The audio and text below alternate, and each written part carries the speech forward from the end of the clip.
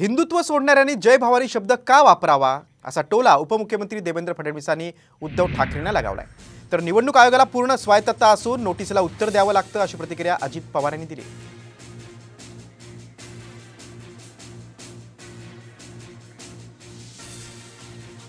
एक गोष्ट मी सांगतो, तो त्यांच्यातला आणि इलेक्शन कमिशनमधला प्रश्न आहे, त्याच्याशी आमचं घेणं देणं नाही। एवढंच मी फक्त म्हणू शकतो की ज्यांनी हिंदुत्व सोडलं आहे त्यांनी आपल्या गाण्यात तरी जय भवानी का आणावं असा एक प्रश्न निर्माण होऊ शकतो। मोदी शाह यांनी बजरंगबलीच्या नावाने मतं मागितली, रामाच्या नावाने मतं मागली जातात, त्यांच्यावर कारवाई करणार का असा सवाल देखील उद्धव ठाकरे त्यांनी यांना करावा ना, इलेक्शन कमिशनला, आम्हाला काय विचारतात। निवडणूक आयोगाने काय निर्णय द्यावा हा त्यांचा अधिकार आहे, त्याच्यात आम्हाला बोलण्याचाही इंटरफेअर करण्याचा पण अधिकार नाहीये। पूर्णपणे त्यांना स्वायत्तता आहे की नाही, जशी न्याय व्यवस्थेला स्वायत्तता आहे तशी निवडणूक आयोगाला स्वायत्तता आणि आजची नाहीये, ती घटनेने दिलेली आहे।